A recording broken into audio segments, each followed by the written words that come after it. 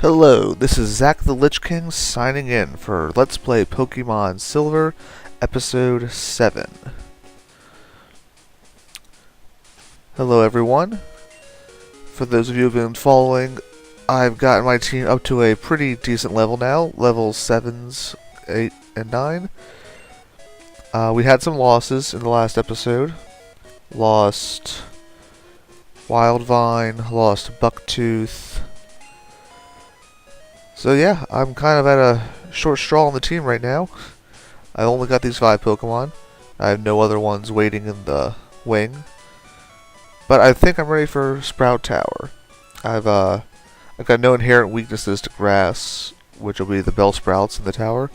And I have no inherent weaknesses to ghosts. In fact, I'll let knows Foresight, which will let me use normal attacks on the ghosts. So, without further ado, let's begin the challenge of Sprout Tower.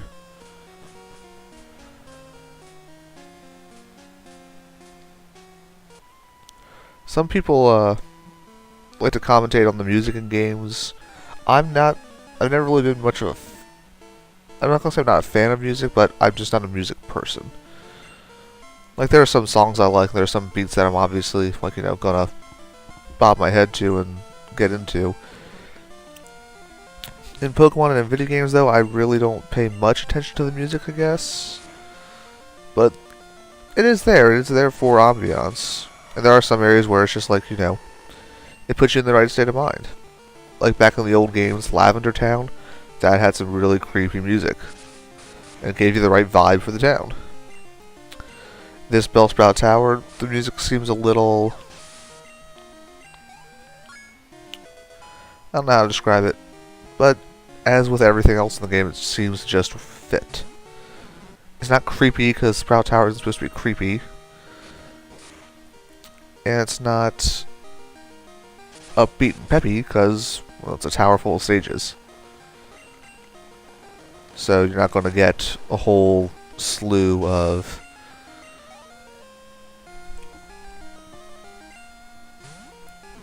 you're not going to get a whole bunch of happy things going on.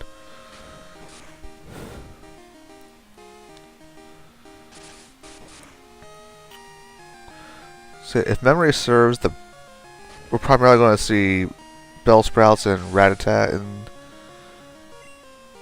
as the Pokemon's of choice. I think there's also some ghost types in here. Like, I'm fairly certain you can get a Ghastly. Like they will you'll run into wild Pokemon while you're in here. That much I do remember.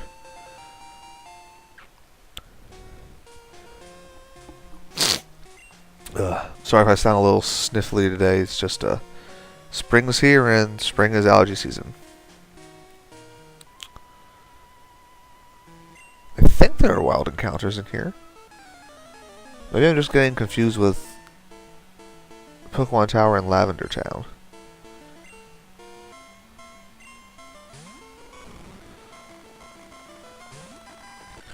I feel very strongly that I can catch Ghastly in here, but I could be very much wrong.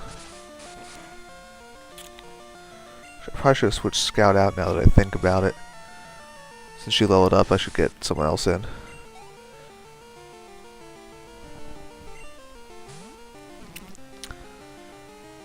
Who would I switch in?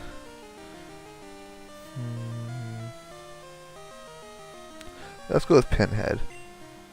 Not inherently weak against grass, which is good.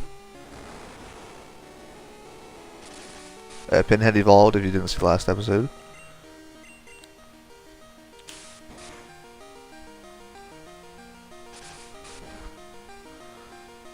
So yeah, using Pinhead's largely going to be battles of attrition.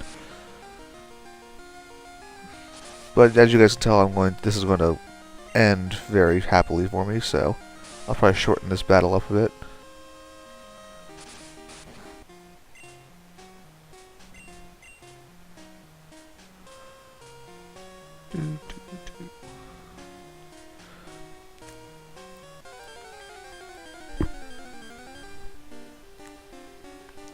Okay, yeah, so there are random encounters in here. Rattata, which I am no longer fond of. I can't wait to kill this little piece of crap. Think you can touch me now, Rattata? Bring it on!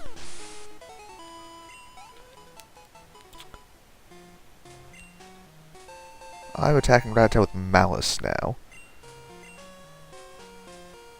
But looking at that level 3 Rattata, I probably should have came into this tower for grinding instead of going back to that route. I was hitting level 4 and 5 Rattata all the time, which were kicking my ass.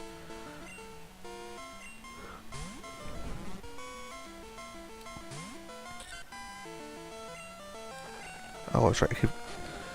Keep forgetting to switch Sprout. Or Scout. Oh well. Now she's at level 9 now. It's even more incentive to switch her out. See, when I play Pokemon, at least, I try and keep my team at a pretty consistent level. It's just kind of just a common sense, because if you just power play one Pokemon like your starter, then they're obviously going to be incredibly powerful, and they'll level up at a faster rate than your Pokemon, obviously, and the Pokemon you're going to encounter. But eventually, they're going to hit a wall where they just, like, they're not adequate enough. Like, you're going to be taking, and I'm not saying, like, you're likely not going to run into any one Pokemon who's stronger than them, but you're going to run into a battle of attrition, like a gym. And you're going to go through numerous trainers. Your Pokemon's going to get weaker and weaker over the course of the several battles. And even if you stop, heal up, and go back, the leader's going to be tough. The leader might be packing Pokemon that your Pokemon's weak against. Like Croc is going to be weak against grass types. I don't think there's a grass type gym, per se, in Johto.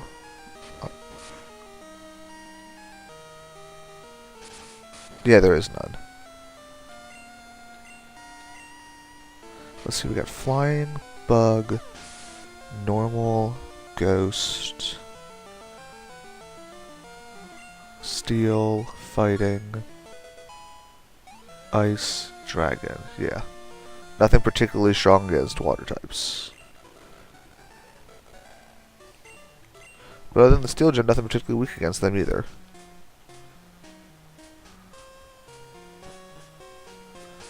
Okay, so Sprout Tower's not nearly as tall as I remember it being. We're already at the final chamber. Did it all with just 2 of my Pokemon. I get Pinhead up here again.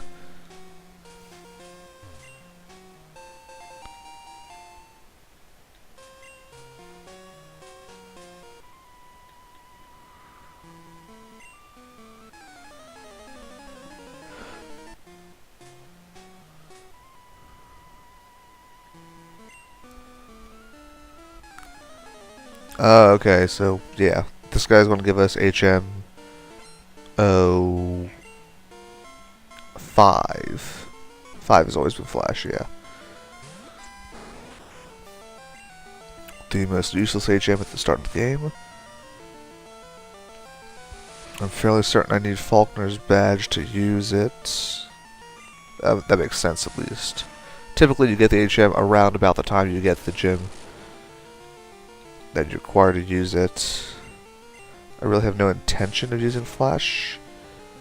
Off the top of my head, Flash is only really needed for that Dark Cave I pointed out to you over there. But you can't really advance Dark Cave without a series of HMs. You need Strength, you need Rock Smash, you need Surf. I think you might even need Waterfall.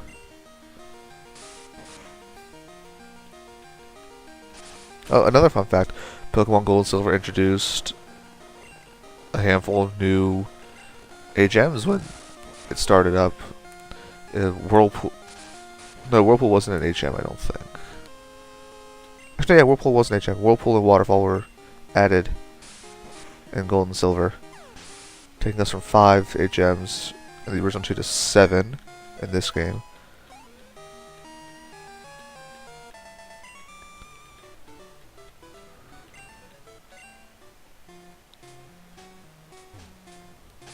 How's my team doing? Oops.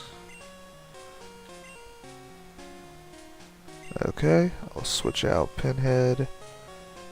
Let's go Beaky. Yeah, I'm wrong. Maybe there are no gases in here.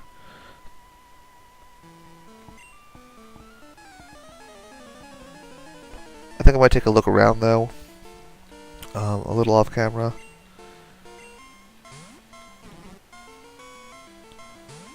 Okay, after this battle, I think I'll call it a day.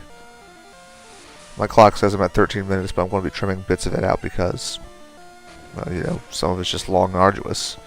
Like my Kakuna fighting Bellsprouts.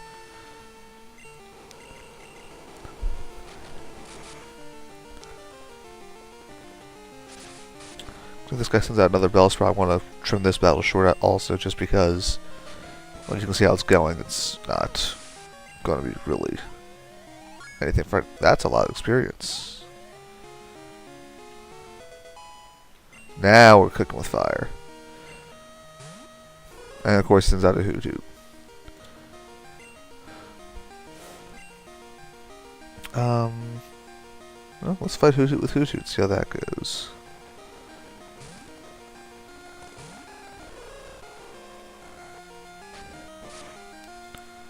Okay, this video might end up being a little over 10 minutes, but oh well. Oh well.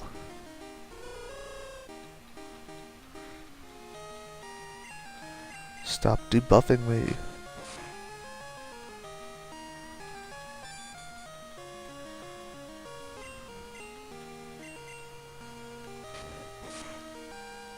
I'm not sure the actual mechanics of Foresight. Like, I think it does something along the lines of make sure your next attack hits, kind of like a lock-on sort of thing.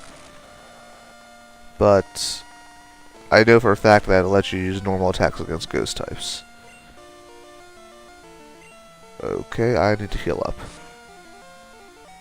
Oh wow, that was close. I am not losing Owlette. I refuse to lose Owlette.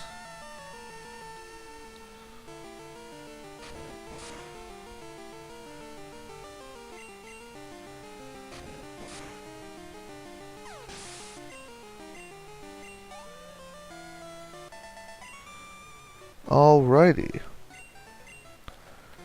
Well, with that taken care of, I'm gonna go ahead and save here. Call it a session. We will take on the boss sage tomorrow. Well, not tomorrow, just later today. This is Zach the Lich King signing out.